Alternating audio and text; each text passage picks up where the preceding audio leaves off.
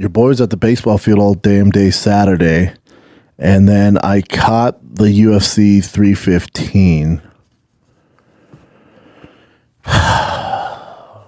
It is what it is, man. It is what it is. You had 4 out of 5 decisions on the main card. And then I look at the fight night this week that's on Saturday, and UFC's just coasting. It's just, there's not much effort into the posters, in the promotion. I'm trying to see the glass as half full right now. I assume it's because they're waiting for the TV rights deal, and they're just holding their freaking cooking matchups. I assume that's it. I assume. I pray to God, because I look at this fight night, and it's so bad. And then I'm not trying to be negative, but and your boy was on a kick. T hit that ball, man. There's nothing, as a dad, there's nothing better, man. We went to dinner, and I'm like, oh shit, UFC 315. Usually, if there's a pay-per-view UFC, I wake up like with butterflies. I cannot wait. If T has baseball and there's UFC at night, it is literally a perfect day for me. Kiddo baseball, entire day at the park, and then at night, a nice meal and a UFC pay-per-view is the best thing on earth. There's nothing better. And I woke up Saturday morning and didn't even fucking think of UFC 315.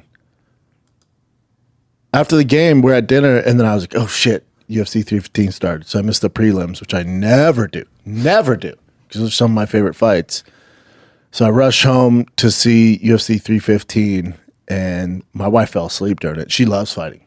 Like, dude, you get a girl that likes fighting as much as you do, marry her. Like, she's down. She fell asleep. She fell asleep during Zahabi and Jose Aldo. So your boy was just sitting there. Even I was like, fuck. We deserve better. We can get in the card. Yeah, glass half full, kids. Let's keep it positive. I could come on here and absolutely destroy these few past cards and the fight nights and just everything that they're doing, but I'm trying to be cool right now. Shevchenko, Ferro, the women's MMA right now is at such a low level. There's barely any strikes thrown in that entire thing. I guess you give it to Shevchenko. It's so low level, man. We're going backwards, especially the women's division. We're going backwards. If you look at Alexa Grasso, that used to be a world champion. She used to be a world champion. She just got bully beat down by Natalia Silva for 3 rounds. 30-27 from a former world champion. She just lost the fire. It's just not, for whatever reason. And there's nothing, listen, don't be too hard on it. There's nothing wrong with it. She got to the top of the mountain. She did what she was, her dreams as a child, I'm sure, is coming up in the game. She became world champion. So she climbed the mountain. She saw what it's like up there. And now those days are gone. It's tough to get back. That's why one of the toughest things to do in fighting, if not the toughest thing, is to reclaim your title. It's just gone. Like the fire, you watch her fight, and it's just like, it's not there. It's just not there. It's just not there. And it's all good. With Jose Aldo and Zabib, here's my thing with the UFC. If you're going to do these tributes for guys, especially guys of Jose Aldo's level, who's an all-time great, if you're going to do the tributes for guys like Anthony Smith, which they should do, this isn't a knock on Anthony Smith, but if you're going to do those tributes, and I guess for the UFC, their argument would be like, well, he said it's his last one. Jose never said anything. But if it's like their last 1 or 2, go ahead and do it. Like there should have been especially on this fucking card, there should have been a huge tribute to Jose Aldo.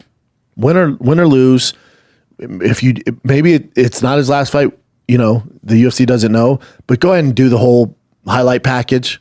That would be great. That would be great. Jose Aldo, if anybody deserves it, it's him.